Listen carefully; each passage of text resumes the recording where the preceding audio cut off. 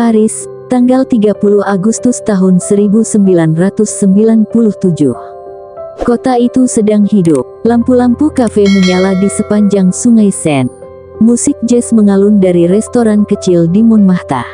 Turis berjalan santai di bawah bayangan Menara Eiffel.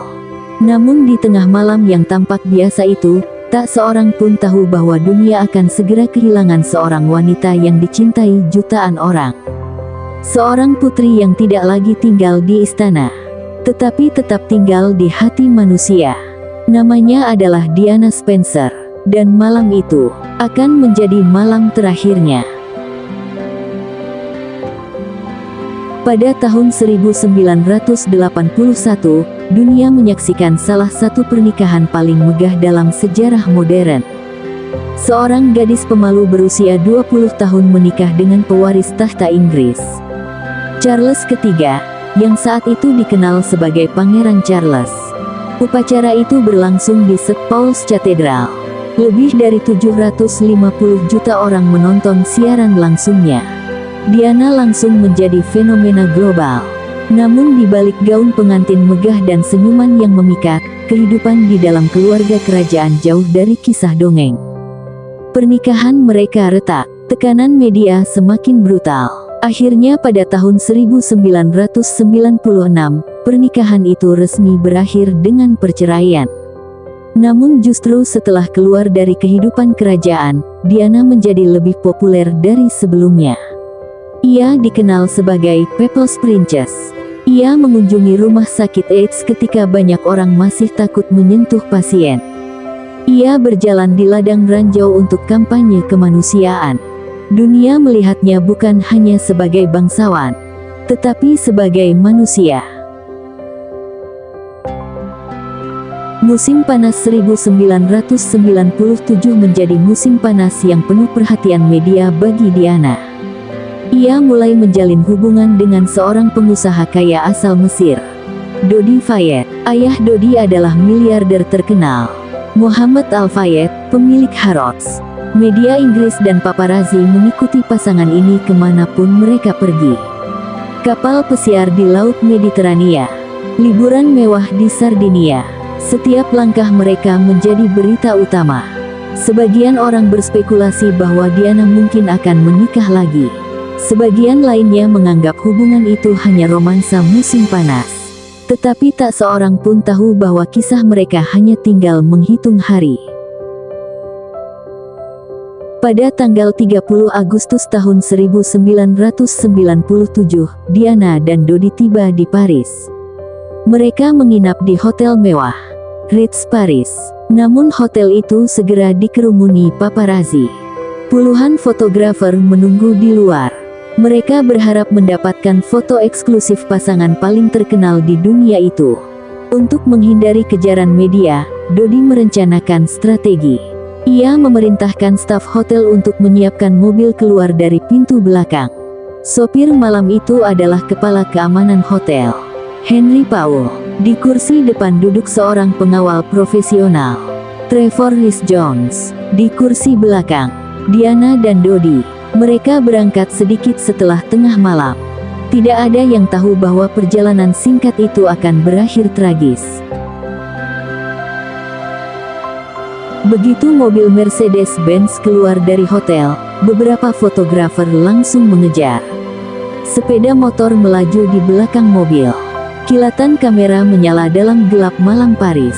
Mobil melaju cepat di sepanjang sungai Seine.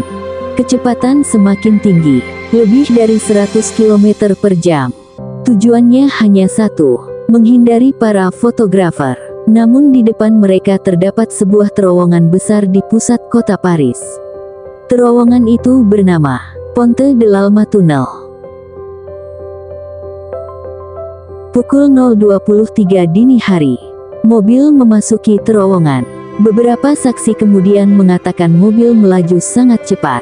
Tiba-tiba, kendaraan itu kehilangan kendali. Mobil menghantam pilar beton di tengah terowongan. Suara benturan terdengar keras, logam remuk, kaca pecah. Mobil berhenti dalam kondisi hancur. Di tempat kejadian, Dodi Fayed dan Henry Powell meninggal seketika. Pengawal Trevor Rhys Jones mengalami luka parah tetapi masih hidup. Sementara itu, Putri Diana masih bernapas. Petugas medis tiba di lokasi. Mereka berusaha menyelamatkan Diana yang mengalami luka internal serius. Ia dipindahkan ke ambulans. Perjalanan menuju rumah sakit berlangsung lambat karena kondisinya sangat kritis. Ambulans akhirnya tiba di rumah sakit terkenal Paris, Petit Salpêtrière Hospital. Dokter segera melakukan operasi darurat. Tim medis bekerja selama berjam-jam. Namun kerusakan organ dalam terlalu parah. Pada pukul 4 pagi, tanggal 31 Agustus tahun 1997, dokter menyatakan Putri Diana meninggal dunia. Ia baru berusia 36 tahun. Berita kematian Diana menyebar ke seluruh dunia dalam hitungan menit. Televisi menyiarkan kabar duka. Radio menghentikan program mereka. Di London, ribuan orang mulai berkumpul di depan Kensington Palace. Mereka membawa bunga, lilin, surat cinta. Dalam beberapa hari, jumlah bunga mencapai jutaan tangkai. Kesedihan global belum pernah terlihat seperti ini. Puncaknya terjadi pada hari pemakaman. Pada tanggal 6 September tahun 1997, dunia kembali menonton. Upacara pemakaman berlangsung di Westminster Abbey. Lebih dari 2,5 miliar orang menyaksikan siaran langsung. Di belakang peti mati Diana berjalan dua anaknya, William, Prince of Wales, Prince Harry, Duke of Sussex. Keduanya masih sangat muda. Salah satu momen paling emosional datang dari pidato saudara Diana, Charles Spencer.